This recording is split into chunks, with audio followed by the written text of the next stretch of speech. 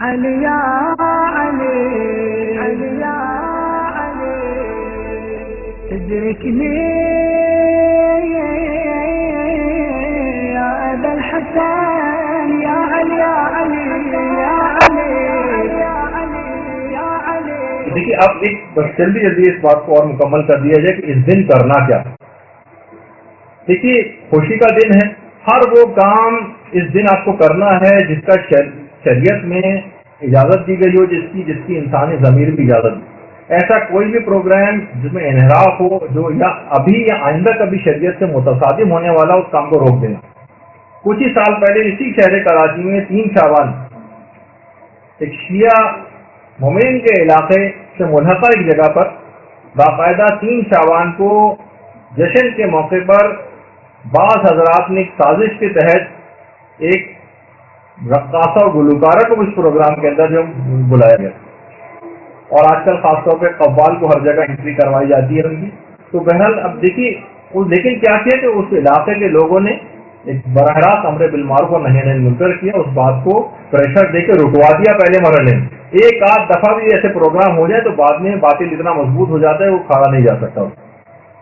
تو بہرحال اب خاص طور پر یہاں کہوں کہ یہاں بزرگوں کی ذمہ داری زیادہ ہے. بزرگ سارے اس معاملے میں پیچھے ہو جاتے، جوانوں کو آگے کر دیتے. جوانوں کا خون ذرا گرم ہوتا ہے، تیز ہوتا ہے، فتنے فساد کی نوبت آتی ہے. بوڑھے داڑھی والے بزرگ حضرات اگر کسی جگہ پر جا کر معاملے کو رکوائیں گے تو وہاں پر کسی جو مخالف پارٹی میں نوجوان ہوں گے وہ بھی ان کو اس طرح سے ہاتھ نہیں اٹھا سکتے اور کوئی ایسے جھگڑے و فساد کی نوبت نہیں ہو سکتی. بات چیت کے ذریعے بزرگوں کو آگے بڑھنا چاہیے. تو بہرحال اب دیکھیے جس خطبہ غدیر سے ملحقہ رسول نے امر و نہی کی اتنی تاکید کی، یہ کیسے ممکن ہے کہ اسی دن ان کے حکم کو فراموش کر دیا جائے. تو دیکھیے نہ تو ان جو بھی تقریبات اس سلسلے میں ہوں 18 ذی الحجہ کے ذیل میں یا کسی بھی جشن کے پروگرام میں، نہ اس میں کوئی حرام ہو نہ کوئی مکروہ ہو اور ایسا بھی کوئی مباح نہ ہو جو کل کسی فتنے اور فساد کا سبب بن جائے یا کسی حرام کام کا پیش خیمہ بن جائے. اس کو بھی احساس کرنا. اچھا اب کریں کیا؟ سب سے پہلی تو چیز یہ ہے جو ہمارے چھٹے امام فرماتے تھے کہ پروردگار عالم کا آج کے دن شکر ادا کریں اور خدا کی حمد و ثنا اس دن کریں. دوسری ذمہ داری، اب جلدی جلدی ان ذمہ داری کو بھی لکھ لیں. ہمارے 8ویں امام فرماتے ہیں کہ اس دن سب سے مسکرا کر ملے، یہ مسکرانے کا دن. جو بھی ایک دوسرے سے مسکرا کر اس دن ملے گا خدا کی نظر کرم اس پر ہوگی اور 1000 حاجتیں اس مسکراہٹ کی وجہ سے اس کی پوری کی جائیں گی. اور خدا موتیوں کا ایک محل، سفید موتیوں کا ایک محل جنت میں اس کو عطا کرے گا صرف مسکرا کر ملنے.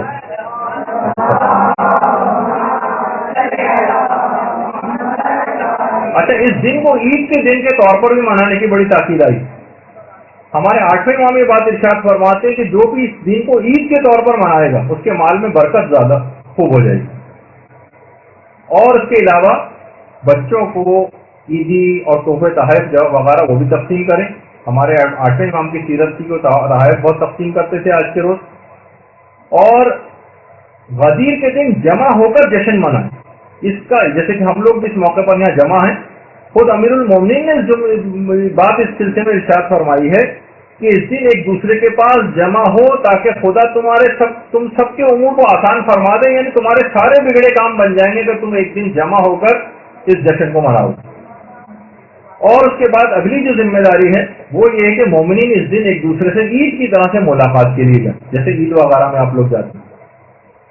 ہمارے 8ویں امام یہ جملہ بھی ارشاد فرماتے ہیں کہ ایک دوسرے سے بلکہ وہ ملنے کی بہت تاکید کرتے تھے اور فرماتے تھے کہ قبر میں اس کے 70 نور داخل کیے جائیں گے. جو بھی اس دن ایک دوسرے سے ملنے کے لیے جائے گا اس کی قبر بہت زیادہ وسیع ہو جائے گی ایک دوسرے سے ملنے کی وجہ سے، اور روزانہ 70,000 ملائکہ اس کی قبر کے لیے زیارت کے لیے آئیں گے اور اس کو مسلسل جنت کی بشارتیں دیں گے.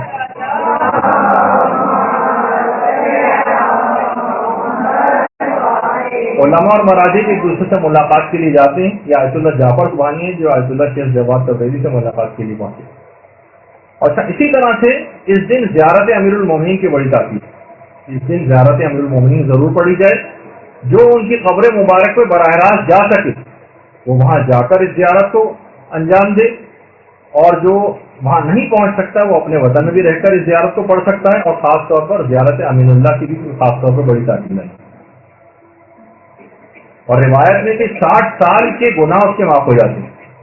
اور ہمارے 8ویں امام نے تو اتنا زیادہ اس کا ثواب بتایا اس دن کا کہ اس دن یعنی جتنے شب قدر میں اور جتنے پورے رمضان میں اور جتنے شب عید میں لوگ آتش جہنم سے آزاد کیے جاتے ہیں اس سے دگنے عید غدیر کے دن لوگ آتش جہنم سے آزاد کیے جاتے ہیں.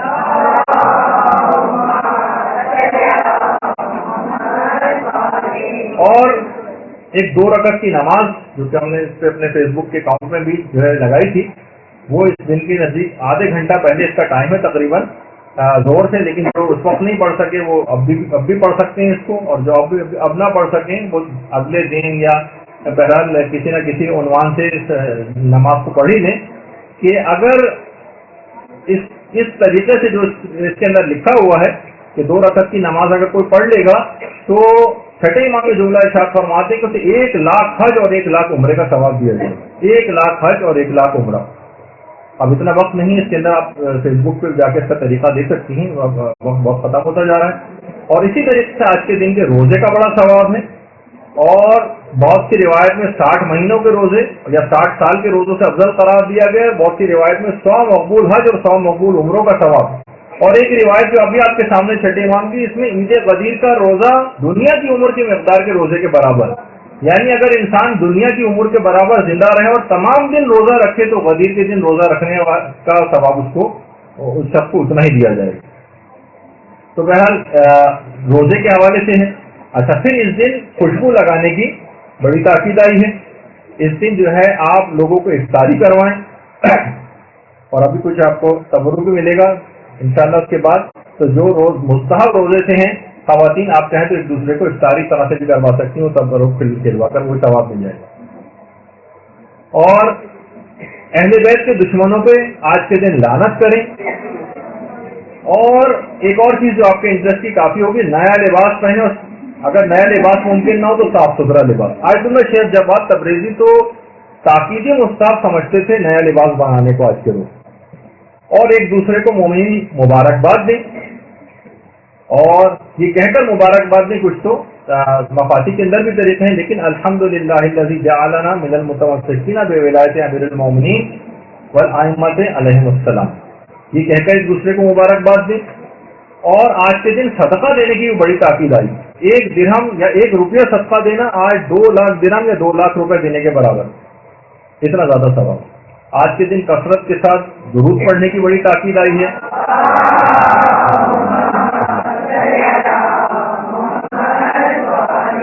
مومنین کو کھانا کھلانے کی بہت تاکید آئی ہے. اور 8ویں امام تو یہاں تک فرماتے ہیں کہ آج کے دن کسی کو اگر آپ نے کھانا کھلایا تو ایسا ہی ہے جیسے تمام انبیاء اور تمام صدیقین کو کھانا کھلایا.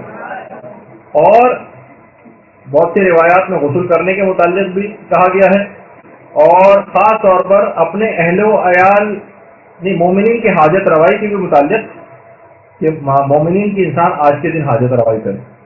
اور دوسروں کی غلطیوں سے چشم پوشی اور درگزر آج کے دن خاص طور پر کریں. اور دوسروں کے ساتھ نیکی اور احسان کے ساتھ پیش آئیں. اور اپنے اہل و عیال پر زیادہ خرچ کریں. اس کے مال میں 8ویں امام فرماتے ہیں کہ بہت زیادہ وسعت بھی آ جائے گی.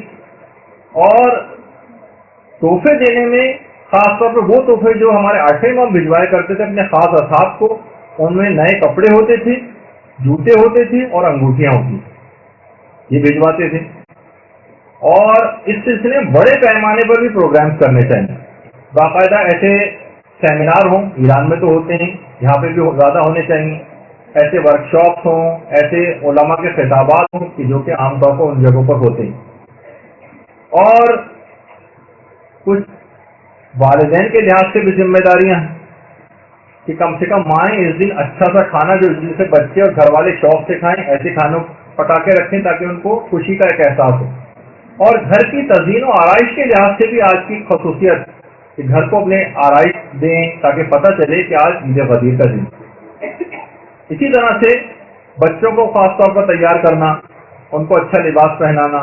بچوں کے سلسلے میں ایک ذمہ داری اور ہے کہ مثلا ان کی کوئی ڈیوٹی لگائیں کہ وہ احادیث سنائیں، کوئی تقریری ان کا جو ہے مقابلہ جو ہے وہ کروا دیں، کچھ قصیدے ان سے پڑھوائیں، کچھ ان کو انعامات دیں. اور بچوں کی شرارتوں وغیرہ سے درگزر کریں، شرارتوں سے درگزر کریں تاکہ عید کی خوشی کا احساس ان میں باقی رہے. کیونکہ یہ اس ماننے والے کا دن آپ منا رہے ہیں کہ جب اپنے ملزم کو لوگوں نے رسیوں سے باندھ دیا تھا تو اسی علی نے کہا تھا کہ اس کی گرفت کو ہلکی کرو، دیکھتے نہیں کہ رسی اس کی کھال کاٹنے کو اور وہ تکلیف میں ہے. یہ اسی علی کو کا دن منایا جا رہا. تو یہاں لوگوں کی خطاؤں اور غلطیوں سے درگزر کرنا ہے. اور استاد اور معلم کے لحاظ سے بھی اس سلسلے میں ذمہ داریاں ہیں کہ اس موضوع پر خوش قسمتی سے یہاں تو کلاسی منعقد ہو گئی کہ اس سلسلے میں ضرور اس موضوع کی مناسبت سے جہاں جہاں استاد اور معلم وہ خطابات کریں. اس میں بچوں کے لحاظ سے بھی یہ ہے کہ ان کو بریفنگ دی جائے، جن کی اہمیت بتائی جائے، فضیلت بتائی جائے، فائدے اعمال تحریری و تقریری یا خطاطی وغیرہ کے مقابلے اس دن باقاعدہ بچوں کے کروائے جائیں تاکہ احساس رہے. اس کے علاوہ کوئی پروگرام بھی ہو سکتے ہیں، منقبت وغیرہ قصیدہ خوانی بھی ہو سکتی ہے، تبرک بھی تقسیم کروائیں، اور اس طرح سے مختلف اور ایک عقد اخوت جو کہ مفاتی کے اندر بھی لکھا ہوا ہے کہ ایک دوسرے کے ہاتھ پر ہاتھ رکھ کے باقاعدہ دعا پڑھی جائے، جس کا نتیجہ یہ ہے کہ جب تک میں جنت میں داخل نہیں ہوں گا جب تک کہ تمہیں اپنے ساتھ نہ لے لوں گا، اور میں اپنے آج سے تم پر تمام اپنے حقوق کو معاف کرتا ہوں سوائے ملاقات کے، دعا کے اور شفاعت کی. ان تین حق میرے ذمہ میں تمہارے ذمہ رکھیں، باقی سارے حقوق میں معاف کرتا ہوں. برحمتك يا أرحم الراحمين وصلى الله على محمد وآله الطاهرين.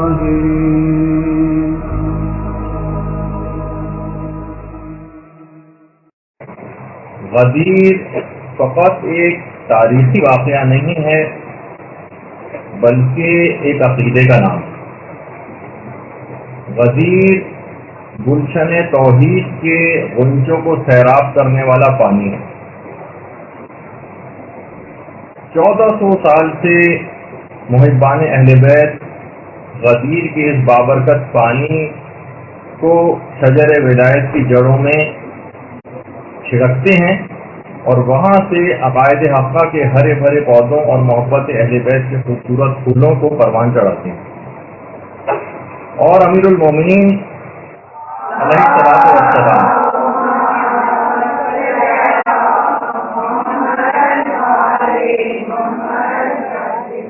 سے بغض و عداوت رکھنے والوں سے اظہار برات کر کے اطراف کے کانٹوں اور شوریدہ زمین کی بنیادوں کو اکھاڑ پھینکتے. غدیر کے متعلق یہ بات کہی جاتی ہے کہ غدیر اصل میں ایک پل صراط جس پر مومن تو آسانی کے ساتھ گزر جائے گا لیکن ہر منافق اور ہر دشمن اہل بیت کٹ کر نیچے گر جائے گا. غدیر ایک ایسا پروگرام جس کا منصوبہ ساز پروردگار عالم ہے، اعلان کرنے والے رسول خدا ہیں اور اسے زیادہ عمل پہنا آئمہ اطہار علیہ السلام. خود امیر المومنین علیہ السلام نے بھی بہت فخر و مباحت کیا. اور جب ایک شخص آیا اور آ کر آپ سے کہا کہ پیغمبر اسلام کی طرف سے آپ کے لیے پیغمبر کی عطا کردہ سب سے بڑی فضیلت کون سی، تو امیر المومنین علیہ السلام نے یہ بات ارشاد فرمائی کہ خدا کے حکم سے مجھے غدیر قوم میں ولایت کا تاج پہنانا، یہ سب سے بڑی فضیلت مجھ کو عطا کی تھی.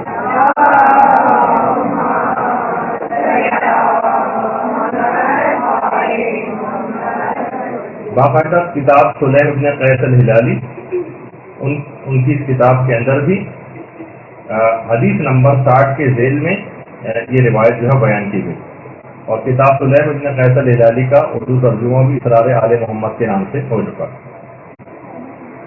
اچھا، خود آپ لوگوں کی انتہائی فضیلت کا باعث ہے. کریں آپ سب لوگوں کے لیے وہ کیا ہے کہ امام رضا علیہ السلام ارشاد فرماتے ہیں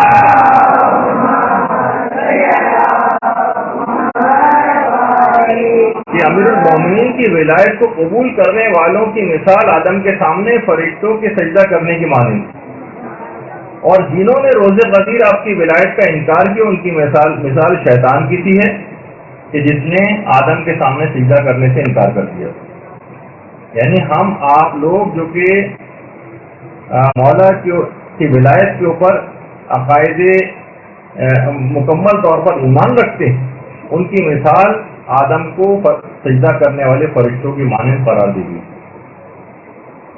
اور صرف یہی کہ انسانوں ہی کو فقط جو ہے انہی کے سامنے ولایت امیر المومنین پیش کی گئی، بلکہ کائنات کی ہر چیز پر ولایت امیر المومنین پیش کی گئی، ہر چیز پر، حتیٰ کہ آسمانوں تک کے اوپر پیش کی گئی۔ جب یہ ہمارے 8ویں امام یہ بات ارشاد فرماتے ہیں کہ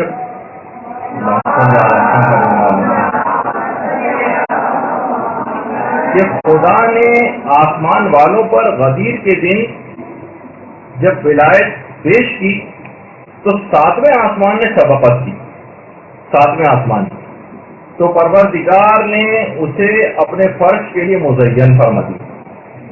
اس کے بعد 4تھے آسمان نے سبقت کی، یعنی آگے بڑھ کر ولایت علی کو قبول کیا تو پروردگار نے اس کو بیت معمور سے مزین فرما دی۔ اس کے بعد پہلے آسمان نے سبقت کی تو پروردگار نے اسے ستاروں سے مزین فرمایا۔ اور زمین کے حصوں کے اوپر جب ولایت پیش کی گئی تو سب سے پہلے مکے نے ولایت قبول کی، اس کے بعد مدینے نے ولایت قبول کی، اور اس کے بعد پھر کوفے نے ولایت قبول کی۔ اور جب جمادات وغیرہ کے اوپر ولایت پیش کی گئی تو سب سے پہلے جن پتھروں نے ولایت کو قبول کیا اس میں عقیق تھا، فیروزہ تھا، اور اس کے بعد پھر یاقوت تھا۔ یہی وجہ ہے کہ سب بڑے بڑے پریشس اسٹون جو ہیں جو کہے جاتے، انہوں نے ولایت علی کو قبول کرنے میں سبقت کی۔ اسی طریقے سے یہ بھی کہا گیا ہے کہ سونے اور چاندی نے بھی ولایت کو قبول کرنے میں سبقت کی۔ یہی وجہ ہے کہ دنیاوی طور پر عزت اور مقام اور قدر و قیمت ان دھاتوں کی جو بہت بڑھ گئی۔ اور اسی طرح سے پانیوں کے اوپر ولایت کو پیش کیا گیا۔ وہ پانی کی جس نے ولایت کو قبول کیا وہ میٹھا ہو گیا، خوشگوار ہو گیا، استعمال کے قابل ہو گیا، اور وہ تمام پانی کے جو کڑوے ہیں، کھارے ہیں، شوریدہ ہیں، استعمال کے قابل نہیں، یہ وہ ہیں کہ جنہوں نے ولایت علی کو قبول کرنے سے انکار کیا تھا۔ اسی طریقے سے روایتوں میں کہ پرندوں تک کے اوپر ولایت علی کو پیش کیا گیا۔ وہ تمام پرندے جو بہت خوش الحان ہیں، بہت اچھی آوازوں والے ہیں، یہ وہ ہیں کہ جنہوں نے ولایت علی کو قبول کیا۔ تو بہرحال آپ نے دیکھا کہ جو فصیح ترین جو گفتگو کرتے ہیں یہ سب وہ ہیں کہ جنہوں نے ولایت علی کو اس انداز سے قبول کیا۔ یہ وہ دن ہے بہرحال کہ جب حضرت آدم علیہ السلام کی توبہ قبول ہوئی، حضرت ابراہیم کو آتش نمرود سے نجات ملی، حضرت موسیٰ نے اسی دن حضرت شمون کو، حضرت ہارون کو اپنا جانشین مقرر کیا حضرت موسیٰ نے۔ یہ وہی دن ہے جس دن حضرت عیسیٰ علیہ السلام نے حضرت شمون کو اپنا جانشین مقرر کیا۔ یعنی انتہائی عظمت کا حامل یہ دن ہے کہ جب ہم اس دن کے اندر سانس لے رہے ہیں۔ اور یہی وجہ ہے کہ ہمارے چھٹے امام امام جعفر صادق علیہ السلام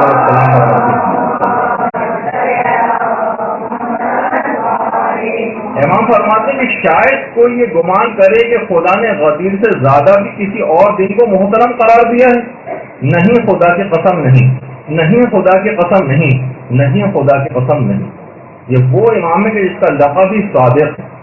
وہ کہتے ہیں اگر کوئی شخص گمان کرتا ہے تو وہ اپنے گمان میں حق نہیں ہے، اس دن سے زیادہ کوئی دن خدا کے نزدیک محترم نہیں۔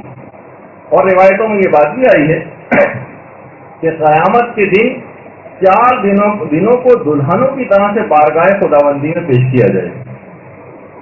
4 دنوں دیکھیے، قیامت کے دن ہر تمام حقیقتیں ایک زندہ وجود کی مانند موجود ہوں گی، تو ہر چیز وہاں پر زندہ ہو جائے گی۔ ان 4 دنوں کو دلہن کی مانند بارگاہ خداوندی میں قیامت کے روز پیش کیا جائے گا، جس میں سے ایک تو عید الفطر ہے، ایک عید قربان والا دن ہے، ایک روز جمعہ ہے جس کو روایت میں اس کو بھی عید کا اور خوشی کا دن قرار دیا گیا ہے، اور ایک ہے عید غدیر۔ اور ان تمام دنوں میں عید غدیر کی حیثیت ایسی ہے جیسے ستاروں کے جھرمٹ میں چاند ہوا کرتا۔ تو بہرحال اور یہ وہ دن ہے کہ جس کے متعلق یہ بات کہی جاتی ہے کہ قیامت کے دن غدیر کے دن کی بڑی عجیب و غریب شان ہو جائے گی، اور اس دن کو جب یہ دن مجسم کوئی صورت اختیار کر لے گا وہاں، اس دن کو قیامت کے دن پیغمبر اسلام اور امیر المومنین اور تمام ملائکہ اور ان کے ساتھ حضرت سلمان، حضرت ابوذر، مقداد اور حضرت عمار یاسر کی ہمراہی میں اس دن کو جنت میں داخل کیا جائے گا۔ یہ بہت عظیم دن ہے، یعنی جس وقت پیغمبر اسلام اور امیر المومنین اور ملائکہ اور یہ اہم ترین اصحاب یہ جنت میں داخل ہو رہے ہوں گے، تو اس دن کو اپنے ساتھ لے کر جنت میں داخل ہوں گے۔ اور یہ وہ دن ہے کہ جس دن امام حسن مجتبیٰ علیہ السلام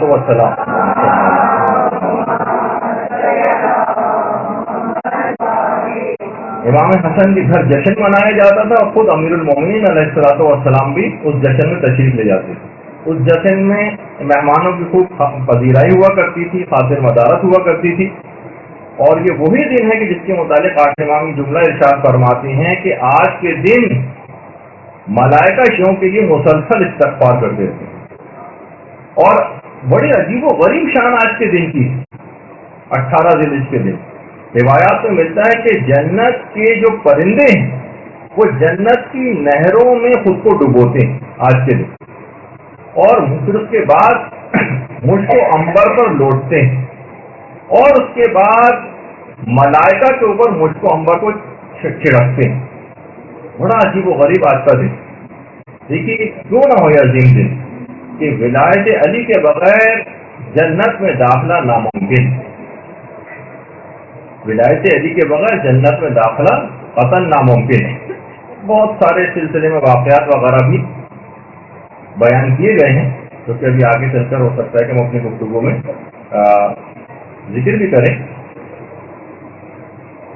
تو بہرحال آج کے دن کی آسمانوں میں بہت ہی عجیب و غریب قسم کی حالت ہوتی ہے۔ ہمارے چھٹے امام امام جعفر صادق علیہ السلام ارشاد فرماتے ہیں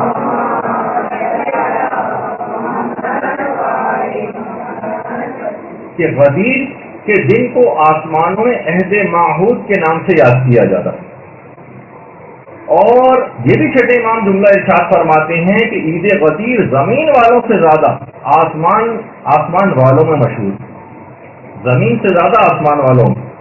جیسے کہ ابھی میں نے اس سے پہلے ذکر کیا کہ ولایت علی کے بغیر چونکہ جنت میں داخلہ ناممکن۔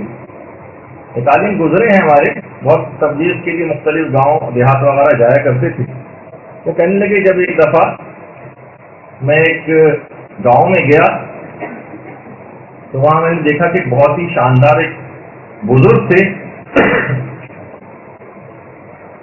لیکن وہ مذہب حقہ پر نہیں تھے، اور ولایت علی کو انہوں نے قبول نہیں کیا تھا۔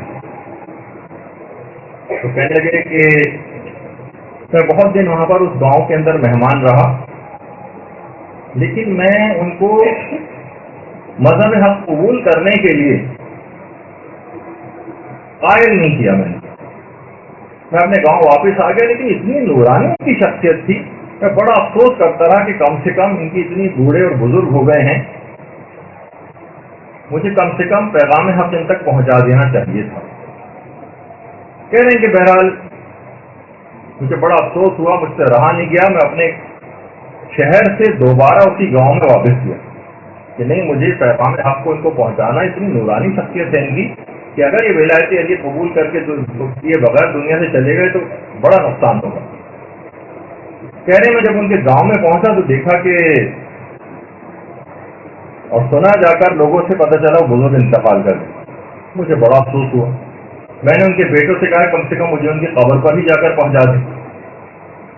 بیٹے مجھے ان کی قبر پر لے گئے، وہاں میں نے فاتحہ خوانی وغیرہ کی، لیکن بہت ہی افسوس سے حالت بنتا ہوا جب گھر واپس آیا اور رات کو آ کر سویا تو میں نے خواب میں دیکھا کہ ایک بڑی عجیب و غریب سی جگہ ہے، اور وہاں کچھ مسند بچھی ہوئی جس پہ وہی بزرگ کچھ نورانی شخصیات کے ساتھ بیٹھے ہوئے، اور ان کے بالکل پیچھے شیشے کی ایک دیوار ہے، اور اس دیوار کے بالکل پیچھے ایک اتنا زبردست اور حسین منظر ہے جس طرح سے جنت ہوا کرتی ہے، جو جنت کا کانسیپٹ دماغ میں آتا ہے۔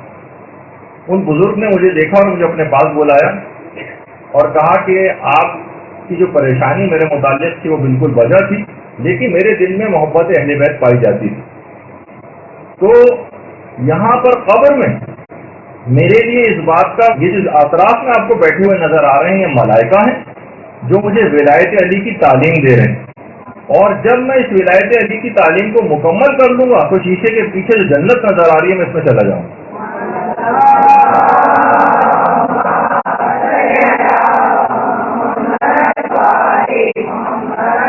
ولایت علی کے بغیر جنت میں داخلہ ناممکن.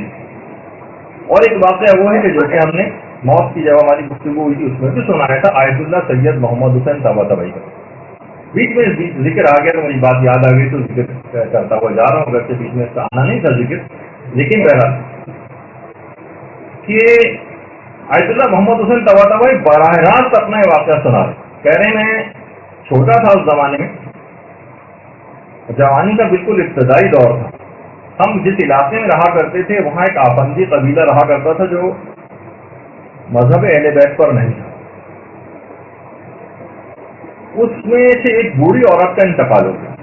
اس بوڑھی عورت کی ایک بچی تھی, ایک بیٹی. اس کی ماں سے اتنی زیادہ جذباتی وابستگی رکھتی تھی کہ اس نے رو رو کے اتنا برا حال کیا اور ایسی دیوانہ وار کیفیت ہو گئی کہ ماں کو کسی صورت چھوڑ نہیں رہی. یہاں تک کہ ماں کو جب قبر میں لٹایا تو اس کی اتنی بری حالت ہو گئی کہ لوگوں نے گمان کیا کہ اگر اس کو ماں کے ساتھ نہیں رہنے دیا گیا تو یہ خود اسی وقت کہیں نہ مر جائے. تو لوگوں نے, علاقے کے لوگوں نے مشورہ کیا آپس میں اور کہا کہ ٹھیک ہے جب نہیں چھوڑ رہی ہے تو ایسا کرتے ہیں کہ قبر کو مکمل بند نہیں کرتے, تھوڑا سا حصہ کھلا رکھتے ہیں تاکہ ہوا اندر جاتی رہے. جب تھوڑا اس کو قرار آ جائے گا تو خود ہی باہر آ جائے گی. بہرحال شام کے وقت دفن کیا گیا تھا اس کو. رات کو لوگ اپنے گھر آ گئے کہ تھوڑا سا اس زمانے میں اتنے زیادہ ڈر و خوف کا سما قبرستانوں میں اس لحاظ سے نہیں ہوتا تھا. اس کو بہرحال چھوڑ دیا قبر میں ماں کے ساتھ. یہ خود ایسے الگ سے کوئی واقعہ نہیں, آیت اللہ سید محمد حسین طباطبائی نے خود یہ واقعہ کہا کہ ہمارے اپنے محلے میں پیش آیا. کہہ رہے اگلے دن جب لوگ اس کو گئے اس کو لڑکی کو دیکھنے کے لیے اس کو نکالنے کے لیے تو دیکھا جب کہ بہت ہی عجیب و غریب منظر ہے. وہ لڑکی جو کہ جوان تھی کسی بڑھیا کی جیسی شکل کے اندر تبدیل ہو گئی, چہرے پہ جھریاں پڑ گئی اور سر کے سارے بال سفید ہو چکے. اس سے پوچھا یہ کیا ماجرا, یہ کیا حال تمہارا ہو گیا؟ کہا کہ جب رات ہوئی آپ لوگ سب چلے گئے تو اس وقت اچانک سے قبر میں کچھ شخصیات تشریف لائیں اور میری ماں سے آ کر سوال و جواب کرنے شروع کی. تیرا رب کون ہے, تیرا رسول کون ہے, تیری کتاب کون سی ہے, تیرا قبلہ کون سا ہے, تیرا نبی کون ہے. یہاں تک کہ جب اس عورت سے یہ پوچھا ان شخصیات نے کہ تیرا امام کون ہے تو وہ عورت خاموش ہو گئی, کیونکہ مذہب اہل بیت پر نہیں تھی, ولایت علی کو نہیں مانتی, وہ خاموش ہو گئی. کہہ رہے ہیں اس کے بعد ان نورانی شخصیات کے پیچھے ایک عظیم نورانی شخصیت کھڑی ہوئی تھی جس نے میری ماں کی طرف اشارہ کر کے فرشتوں سے کہا, ان جو نورانی شخصیات موجود تھی, کہ میں اس عورت کا امام نہیں ہوں. اور یہ کہہ کے وہ شخصیت واپس چلی گئی. کہہ رہے بس ان شخصیت کا جانا تھا کہ فرشتوں نے آگ کا ایک گرز نکالا اور میری ماں کے اس طرح سے مارا کہ پوری قبر جو ہے وہ آگ سے بھر گئی. اور اتنا دہشت زدہ کرنے والا وہ تھا کہ یہ جو میری حالت آپ کو نظر آ رہی ہے اس رات کے اس واقعے کی وجہ سے. کہہ رہے اس واقعے کے بعد بہت شہرت ہوئی اس واقعے کی اور وہ پورا آفندی قبیلہ اس نے مذہب حقہ کو اختیار کر دیا. ضرور بھیجیے محمد.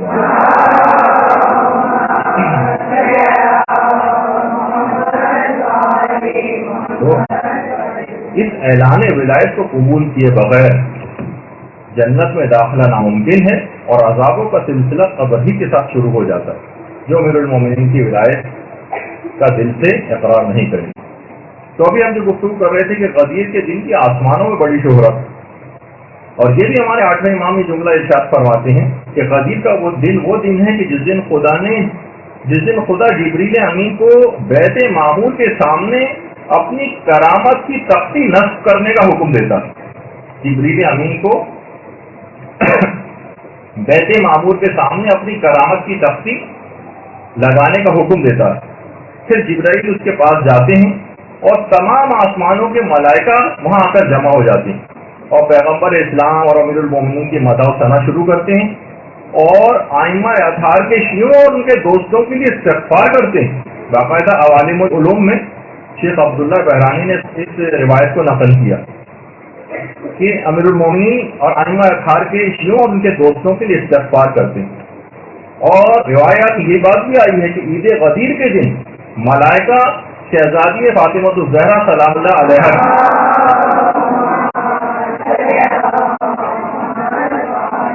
शहजादी कौनैन की निछावर के तोहफे एक दूसरे को हदिया देते, और निछावर दरख्त तूबा के वो फल हैं कि जो शहजादी की अमीरुल मोमिनीन के साथ शादी के मौके पर उस शर्त में खुदा के हुक्म से उस वक्त आसमानों से फेंके गए और मलाइका ने उन्हें यादगार और तबर्रुक के तौर पर उठा लिया।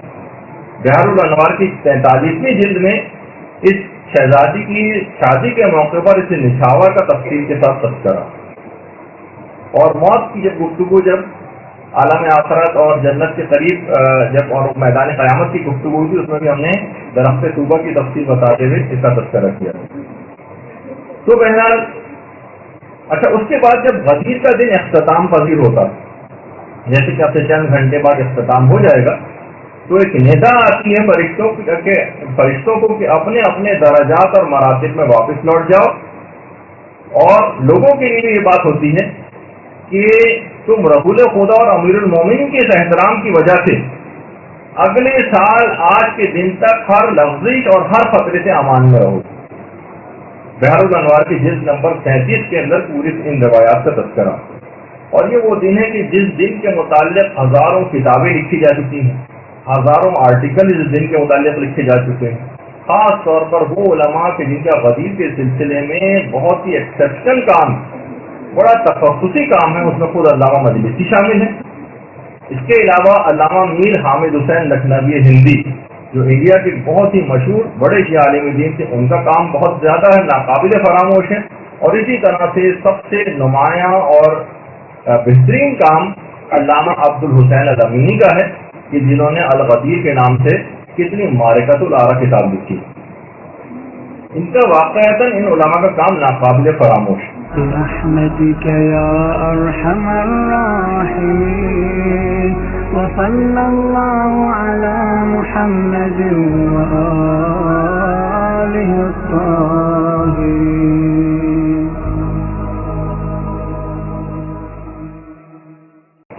वो ये कि देखिए, पैगम्बर इस्लाम की ऐलान विलायत से पहले पैगम्बर ने कुछ तदबीरें की। एक तो पैगंबर ने मौला के ऊपर बचपन ही से वर्किंग शुरू कर दी।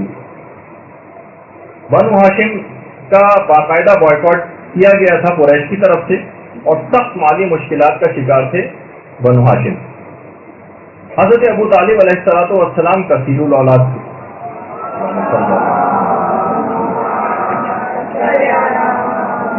तो पैगंबर इस्लाम ने अपने चचा हजरत अब्बास, जो कि उस वक्त बनु हाशिम के निस्बतन मालदार अफराद में शामिल थे, पैगंबर अपने चचा के पास आए और कहा कि चचा जान, आपके भाई अबू तालिब अयालदार सख्ती के अंदर जिंदगी गुजार रहे हैं, हमें चाहिए कि हम उनके बोझ को कुछ हल्का करें, और उनके बच्चों में से एक बच्चे को मैं अडॉप्ट कर लेता हूँ, गोद ले लेता हूँ, एक को आप ले लीजिए, और उनकी किफालत हम करते हैं ताकि अबू तालिब के ऊपर से, हमारे चचा के ऊपर से खर्चा कुछ कम हो जाए।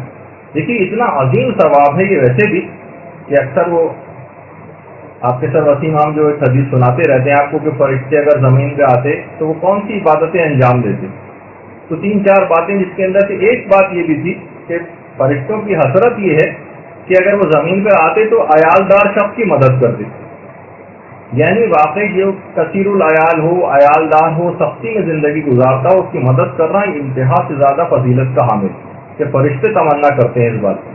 अच्छा देखिए, इसमें हमारे लिए भी पैगाम है इस बात में कि बहरहाल अगर बहुत से लोग ज़रा मालदार या बेहतर सूरत हाल में होते हैं, तो ज़रूरी नहीं कि किसी और के बच्चे को आप उठा के अपने घर लें। मतलब आप ये कह सकते हैं, भाई आपके इस बच्चे का खर्चा मैं उठाऊंगा, इसकी स्कूलिंग का खर्चा, इसकी दवाओं का खर्चा, इसके कपड़ों का खर्चा, इस तरह से भी अब वो अपने माँ बाप के घर ही चाहे क्यों ना रहे। बहुत से लोग अडॉप्ट करने के माने ये समझते हैं पूरे बच्चे को हम उठा के अपने घर ले आए तो एक अजीब सी कैफियत इनमें हो जाती है। नहीं, आप जो ज़रा से भी मालदार हैं इस तरह की बात भी कर सकते हैं।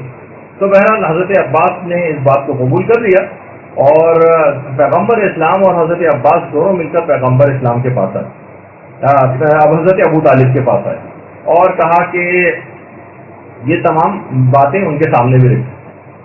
अच्छा, अब देखिए, इसमें बहुत सी गैर ज़रूरी शर्म व हया का भी लोगों में नाक कट जाएगी और फलां या इस तरह की बातें, तो ये खुद साख्ता किस्म की बातें, अगर कोई शख्स वाकई देखे और इस तरह से कोई पेशकश करे तो उसे कबूल भी करना चाहिए। تو حضرت ابو طالب نے کہا کہ ٹھیک ہے، عقیل کو میرے پاس رہنے دو، باقی جس کا بھی چاہو انتخاب کر لو۔ اب پیغمبر اسلام نے اس وقت حضرت امیر المومنین علیہ الصلوۃ والسلام کا انتخاب کیا،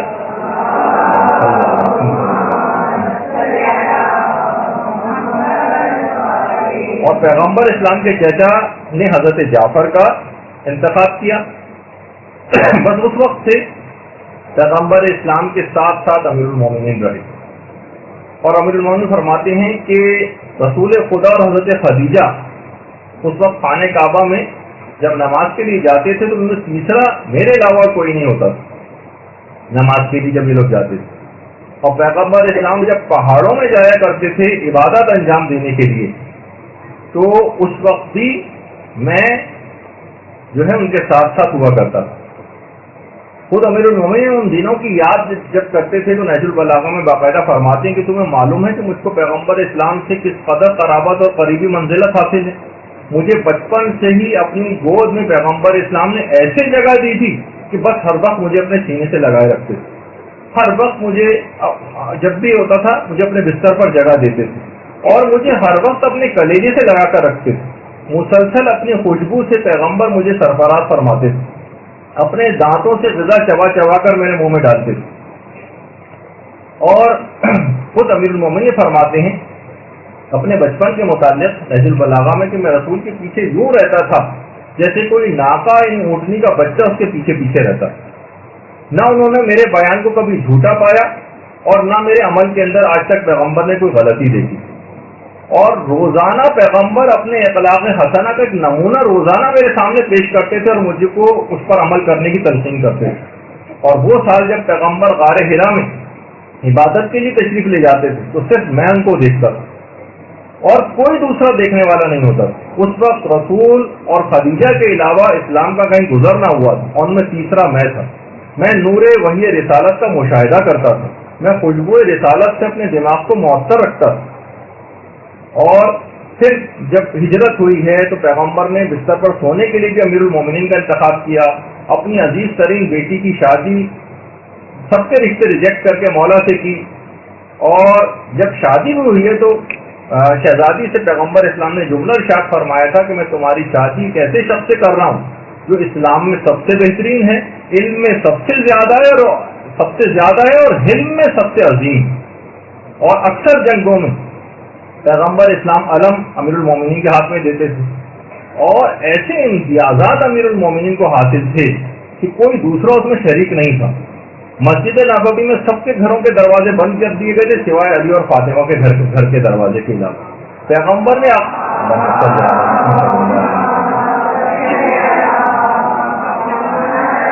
پیغمبر اسلام نے عقد اخوت جو ہے اپنا بھائی جو بنایا تو امیر المومنین کو بنایا، اور نہ جانے کتنے فضائل کا ایک انبار ہے۔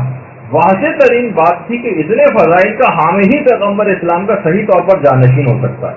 یہ تمام مختلف مراحل پر پیغمبر اسلام کے جملے ارشاد فرما کر ایسی تدبیریں کر رہے تھے کہ لوگوں کو واضح طور پر پتہ چل جائے کہ ہر موقع پر امیر المومنین کو اولویت دینا، ہر موقع پر ان کو آگے رکھنا، ہر موقع پر ان کے فضائل کو بیان کرنا، کہ کسی رشتہ داری کی بیس پہ میں یہ سب باتیں نہیں کر رہا ہوں بلکہ حکم خداوندی کی بیس پر کر رہا ہوں، اور میرٹ کی بیس پر صحیح معنوں میں اگر کوئی جانشین ہو سکتا ہے پوری کائنات کے اندر جو سب سے افضل ترین شخصیت ہے پیغمبر اسلام کے بعد، تو وہ امیر المومنین ہی کی ذات گرامی ہے۔ مختلف پیغمبر مختلف طریقوں سے یہ تدبیریں کر کے لوگوں کو یہ باتیں سمجھاتے ہیں۔ برحمتك يا أرحم الراحمين وصلى الله على محمد وآله الطاهرين۔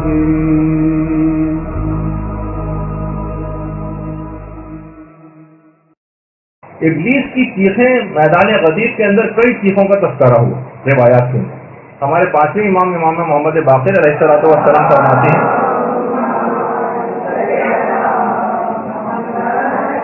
کہ ابلیس نے 4 مرتبہ جو ہے وہ فریاد جو ہے وہ بلند کی۔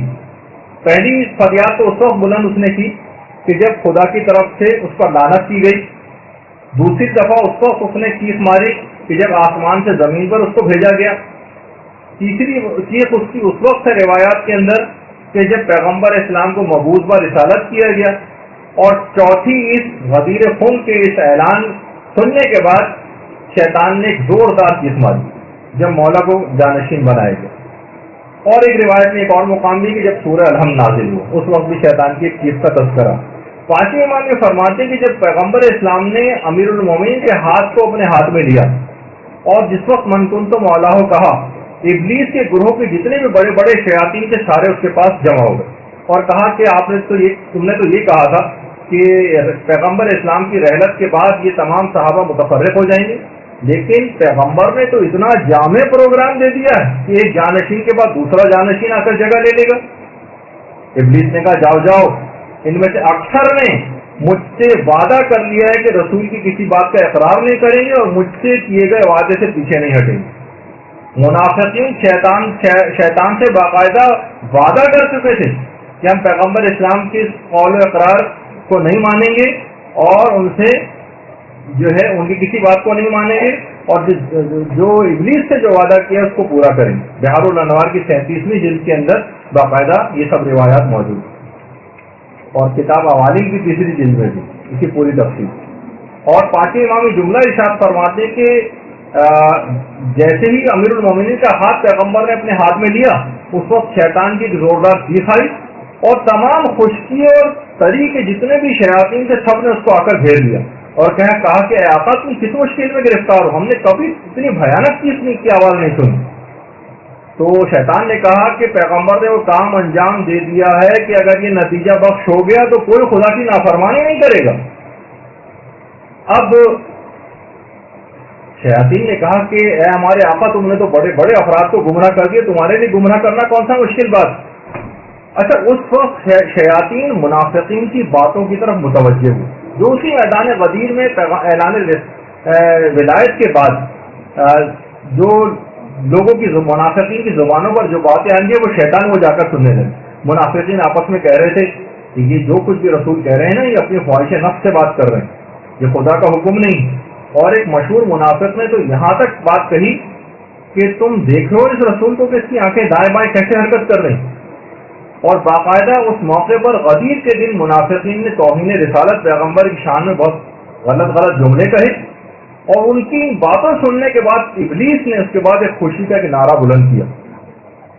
کہا کہ آدم نے تو اپنے عہد کو توڑا تھا، یعنی ترک اولا آدم سے ہوا تھا مگر خدا کے منکر نہیں ہوئے تھے، لیکن انہوں نے تو اپنے عہد و پیمان کو بھی توڑ دیا اور پیغمبر اسی کے منکر ہو گئے.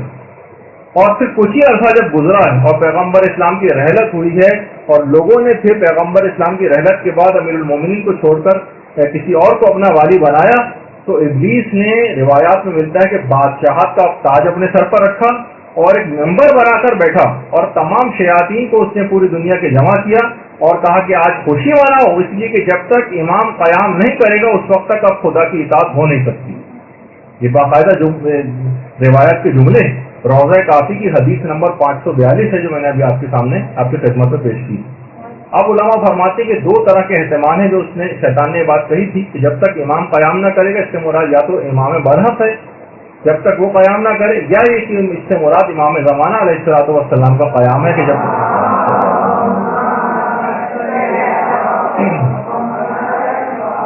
تک وہ قیام نہ کرے جب تک کہ خدا کی اب اطاعت ہو نہیں سکے گی. اور ایک اور روایت میں ہمارے چھٹے امام جعفر صادق علیہ الصلوۃ والسلام فرماتے ہیں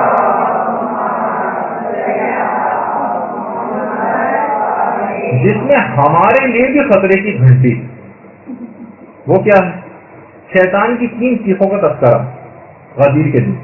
ایک تو جب پیغمبر اسلام نے اعلان ولایت کیا تو شیطان کی چیخ کی آواز آئی، سب جمع ہو گئے. لوگوں نے جو اس کے شیاطین سے آ کر پوچھا کہ آپ نے کیوں ایسی چیخ ماری؟ کہنے لگا وائے ہو تم پر، آج کا دن تو عیسیٰ کے دن کی مانی، یعنی حضرت عیسیٰ نے جب شمون کو اپنا جو ہے جانشین مقرر کیا تھا. پھر اس کے بعد پھر شیطان نے ایک زوردار چیخ ماری، شیاطین پھر جمع ہو گئے. کہا کہ اب کیا بات ہو گئی؟ کہا آج خدا نے میرے قول کے لیے ایک آیت کو نازل کر دیا جو سورہ سبا کی آیت وَلَقَدْ صَدَّقَ عَلَيْهِمْ إِبْلِيسُ ظَنَّهُ فَاتَّبَعُوهُ إِلَّا فَرِيقًا مِنَ الْمُؤْمِنِينَ کہ آج ان پر ابلیس نے اپنے گمان کو سچ کر دکھایا اور مومنین کے گروہ کے علاوہ سب لوگوں نے ابلیس کی تابعداری کی. اس کے بعد ابلیس نے آسمان کی طرف دیکھا اور کہا کہ خدا کی عزت و جلال کی قسم، میں ہدایت یافتہ جو گروہ ہے اس کو گمراہوں کے گروہ کے ساتھ ملا دوں، یعنی میں ان کے اصحاب کو بھی رسول اور ائمہ جو امیر المومنین کے اصحاب ہیں ان کو گمراہ کر دوں۔ اچھا، پیغمبر اسلام جو اس وقت شیطان کے تمام پروگرام سے واقف تھے، فوراً پیغمبر اسلام نے ایک اور آیت کی تلاوت کی کہ اِنَّ عِبَادِي لَيْسَ لَكَ عَلَيْهِمْ سُلطان، کہ میرے بندوں پر میرا کوئی اختیار نہیں چلے۔ شیطان نے پھر ایک زوردار چیخ ماری، گروہ پھر جمع ہو گیا اور کہا کہ خدا کی قسم میں علی کے اصحاب پر تو تسلط نہیں رکھتا ہوں، لیکن میں بھی خدا کی عزت و جلال کی قسم کھاتا ہوں کہ میں گناہوں کو علی کے شیعوں کے سامنے اچھا بنا کر پیش کروں گا، تاکہ میں ان کا ارتکاب کروا کر تیری بارگاہ میں علی کے شیعوں کو مبعوث کر سکوں، ان کو عذاب دلوا سکوں۔ بہار الانوار کی جلد نمبر 37۔ یہ اب یہ سوچ لیجیے کہ گناہوں کا ارتکاب شیطان کے مشن کو کامیاب کر دے گا۔ اس نے کہا تھا کہ ٹھیک ہے، میں علی کے مخلص اصحاب کے اوپر تو تسلط نہیں رکھتا ہوں، لیکن میں گناہوں کو اچھا بنا کر علی کے شیعوں کے سامنے ضرور پیش کروں گا، ان سے ارتکاب کرواؤں۔ تو اب آپ کو فوراً کبھی کوئی ایسا موقع آ جائے زندگی کے اندر، تو شیطان کی اس بات کو، اب اگر ہم نے اس کام کو کیا تو گویا شیطان کے اس مقصد کو ہم پورا کر دیں گے اور میدان غدیر کے اندر جو واقعہ پیش آیا تھا اس کے نتیجے کے برخلاف عمل کریں گے۔ تو بہرحال اچھا، اب بہار الانوار کی 37ویں جلد کے اندر ہے پورا واقعہ۔ اچھا، غدیر کے دن شیطان ایک خوبصورت بوڑھے کی شکل میں رسول خدا کے پاس آئے اور پیغمبر کے پاس آ کر شیطان نے طنز کیا اور کہا کہ اے محمد صلی اللہ علیہ وآلہ وسلم،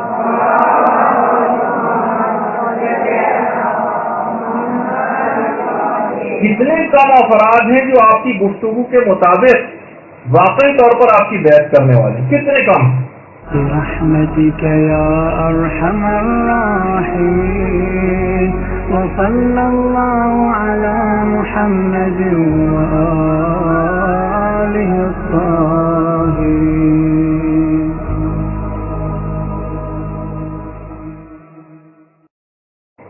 اچھا، پھر پیغمبر اسلام نے حلال و حرام سے متعلق بھی خطبہ غدیر کے اندر بہت کچھ گفتگو فرمائی ہے اور احساس دلایا ہے کہ اس میں کوئی رد و بدل نہ کریں اور خدا اور اس کی حجتوں میں جو کچھ بیان کر دیا بس حکم خدا کو وہیں تک رکھیں، اس کے مطابق عمل کریں۔ اور پیغمبر اسلام نے غدیر سے ریلیٹڈ جتنے بھی یہ گفتگو ہوئی ہیں اس میں امر بالمعروف اور نہی عن المنکر پر خاص طور پر زور دیا ہے، اور پیغمبر نے جملہ ارشاد فرمایا کہ میں اس بات کو تکرار کے ساتھ کہتا ہوں، بار بار کہتا ہوں، تکرار کے ساتھ کہتا ہوں کہ امر بالمعروف اور نہی عن المنکر کو ترک نہ کریں۔ یہ بہت اہم ترین خطبہ غدیر کے اندر صرف یہ کہ عقیدہ خوانی والا صرف پہلو نہیں، بلکہ اس کے اندر ذمہ داریاں بھی بتائی گئی۔ باقاعدہ خطبہ غدیر میں جو موضوعات اور کلمات کی جو تعداد ہے وہ بھی علماء نے پوری ریسرچ کے ساتھ لکھی ہے، کیلکولیٹ کی۔ خدائی صفات پر 110 جملے پیغمبر نے اس خطبے کے اندر ارشاد فرمائے ہیں۔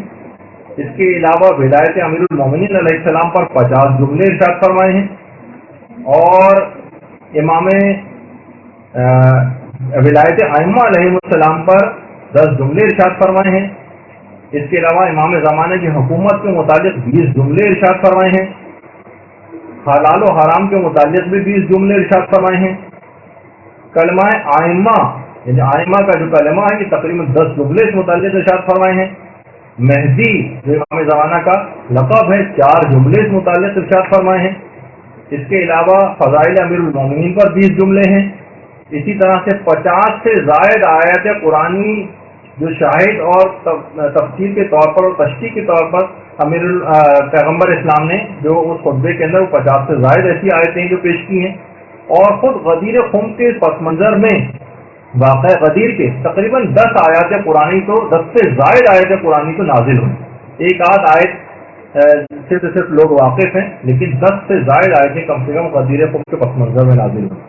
اچھا، اب ایک سوال یہ ہے، تھوڑی سی بات اس متعلق بھی ہو جائے، بس تھوڑی سی دیر رہ گئی ہے، اور ظاہر ہے کہ آپ کتنے ایسے ایسے پروگرام دیکھ لیتی ہیں جو 2-2 گھنٹے کے ہوتے ہیں، تو اگر ہمارے آقا مولا کے لیے کہ 2 گھنٹے کا اس طرح کا پروگرام مستقل آپ کو اٹینڈ کرنا پڑ جائے تو میرا خیال ہے اتنا پریشان نہیں ہونا ہے۔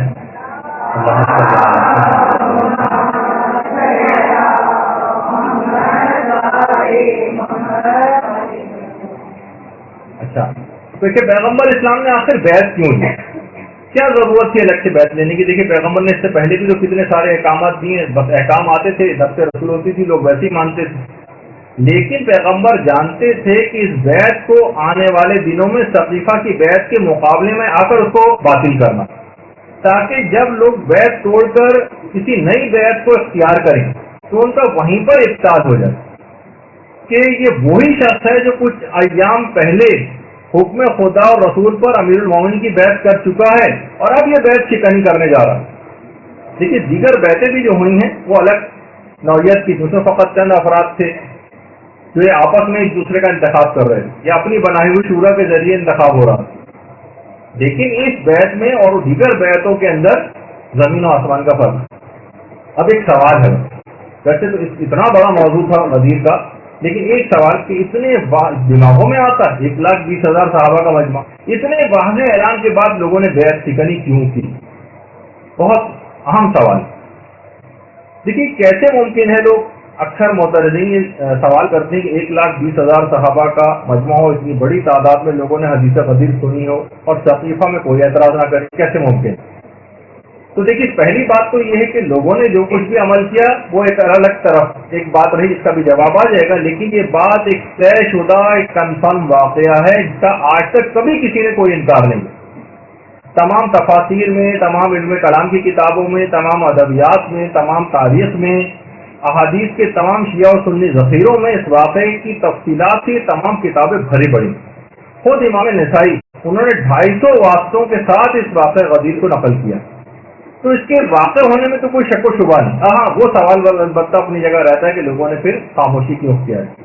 تو پہلی بات تو یہ کہ پیغمبر اسلام کے جتنے بھی مخلص اصحاب تھے سب لوگوں نے خاموشی اختیار نہیں کی تھی, بلکہ بعض افراد تو باقاعدہ بولے تھے, انہوں نے اعتراض کیا تھا. حضرت سلمان نے, حضرت مقداد نے, طلحہ نے اور زبیر نے بھی, اور باقاعدہ حضرت زبیر نے تو سقیفہ کے سرداروں پر تلوار تک کھینچ لی. یعنی ایسا نہیں تھا کہ سب لوگ مان گئے. اچھا بعض افراد جو نہیں مانے تھے, کچھ ایسی ان کے خیال میں کچھ مصلحتیں تھیں یا وہ خون خرابے سے گریز کرنا چاہتے تھے, کچھ لوگ اس وجہ سے بعد میں اس چکر میں نہیں پڑے اور اپنے آپ کو ایک لحاظ سے غیر جانبدار انہوں نے کر لیا. بعض افراد جو تھے وہ بعض دھمکیوں کی وجہ سے خوفزدہ, اس وجہ سے خاموش ہو گئے. ہر آدمی دھمکی کو جو ہے وہ برداشت نہیں کر سکتا. کچھ افراد کو کچھ فائدے مستقبل میں ملنے والے تھے اور امیر المومنین کی شخصیت اور کردار سے واقف تھے کہ یہ تو کوئی سبھی فائدہ ہمیں ملے گا نہیں, کہ عدالت سے ہم واقف ہیں, ہمیں تو کچھ ملنے ملانے والا ہے نہیں ان کے بعد. تو جہاں کہیں ان کو زیادہ بہتر صورتحال نظر آ رہی تھی اس کی طرف جا رہے تھے. علماء فرماتے بعض اتنے سادہ لوگ تھے کہ ان کو سمجھ میں نہیں آ رہا تھا کہ ہم کیا کریں. گاؤں دیہات والے اس زمانے میں عرب ہوتے تھے انتہائی سادہ لوگ, یعنی ابھی بھی آپ دیکھیں گاؤں دیہات میں جب الیکشن ہوتے ہیں تو ان کو یہ بھی نہیں پتا ہوتا, اس کا امیدوار کا نام بھی نہیں پتا ہوتا کس کو ووٹ دینے جا رہے ہیں. آج کل کے دور میں جو اتنا زمانہ ترقی کر چکا ہے, اور وہ کہتے ہیں کہ جناب اچھا فلاں نشان کے اوپر اور اونٹ گاڑی پر اور فلاں پھل کے اوپر اور سیب پر اور میز پر اور قلم پر کسی کو جا کر نشان دے کے وہاں اسٹیمپ لگا دیں. تو اسی طرح سے اس زمانے میں بھی اتنے سادہ لوگ ہوتے تھے. اچھا بعض ایسے تھے جو باقاعدہ انکاری تھے اور امیر المومنین سے باقاعدہ کینہ اور دشمنی رکھتے تھے. کتنے ہی کافر اور مشرک رشتے داروں کو ان کے مختلف جنگوں میں امیر المومنین قتل کر چکے. عربوں کا کینہ تو بہت مشہور ہے نا, تو یہ والی بہت تھی ان کے اندر دشمنی, اس وجہ سے انکار کیا. بعض اتنے زیادہ نادان اور جاہل تھے, حیرانگی ہوگی آپ کو سن کر, لیکن علماء نے لکھا ہے حوالوں کے ساتھ کہ وہ سمجھتے تھے کہ حضرت ابو بکر یا حضرت علی جن کی ہم بیعت کر رہے ہیں کہ علی ہیں, اور باقاعدہ ابو جعفر الاسقافی جن کی کتاب المعیار والموازنہ اس کے اندر انہوں نے باقاعدہ اس بات کو لکھا ہے کہ اس زمانے کے لوگوں کی جہل و نادانی کا ثبوت اس سے آپ اندازہ لگائیے کہ وہ اس طرح سے اصحاب کو پہچانتے تھے اور یہ نام لے کر مخاطب کرتے تھے, علی ابن خطاب, عمر ابن ابی قحافہ, عثمان ابن ابی طالب اور ابو بکر ابن عفان. ان سب کے نام اور بلدیتیں بدل کے ان کو یہ نہیں پتا ہوتا کہ ہم کس سے مخاطب. تو اس زمانے ایک یہ بھی وجہ تھی کہ ایسے افراد, اور باقاعدہ بیعت لینے کے لیے بعد میں عربوں کے گروہ کو خطیر رقم جو ہے وہ دے کے بھیجا گیا تھا, جو کہ لالچ میں بہت سارے افراد نئی بیعت کو قبول کرنے.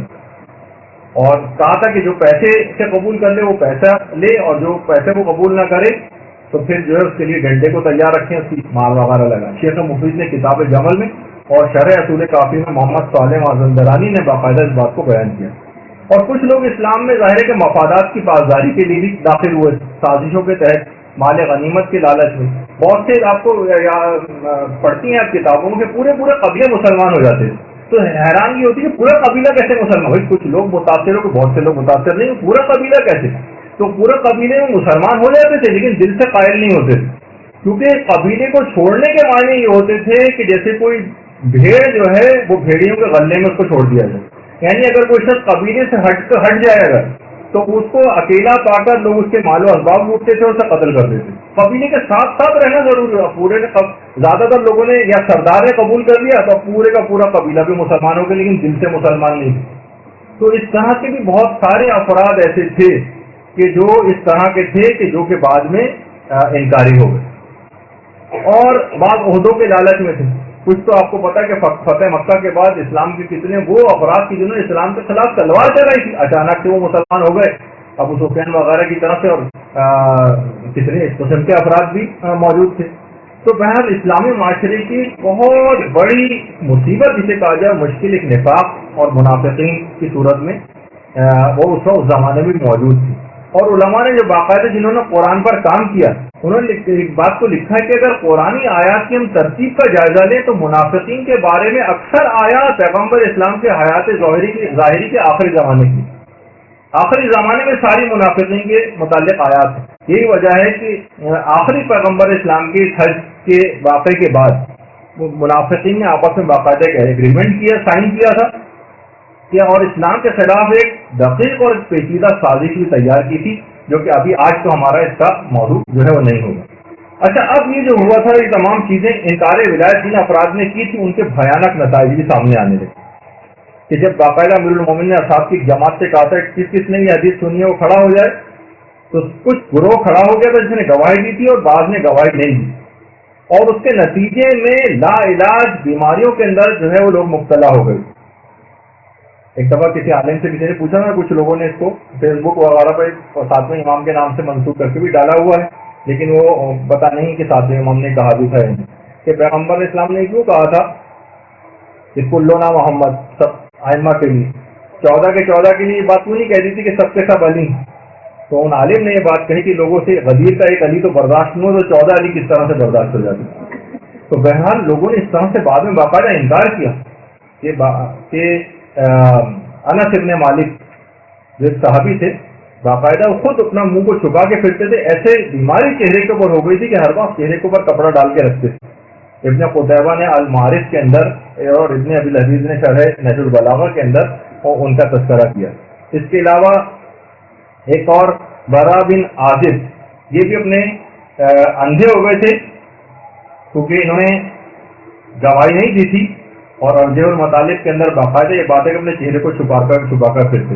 زید ابن ارقم کے متعلق بھی وہ بھی اسی وجہ سے نابینا ہو گئے تھے، اور جریر ابن عبداللہ بجلی یہ بھی گواہی کو چھپانے کے نتیجے میں باقاعدہ اتنے زیادہ اس طرف گئے کہ انہوں نے معاذ اللہ اس کے بعد جو ہے امیر المومنین پر لعنت بھی کی اور جاہلیت اور کافر ہو گئے، یعنی یہاں تک اس بات کا تذکرہ ہے۔ برحمتک یا ارحم الراحمین وصلی اللہ علی محمد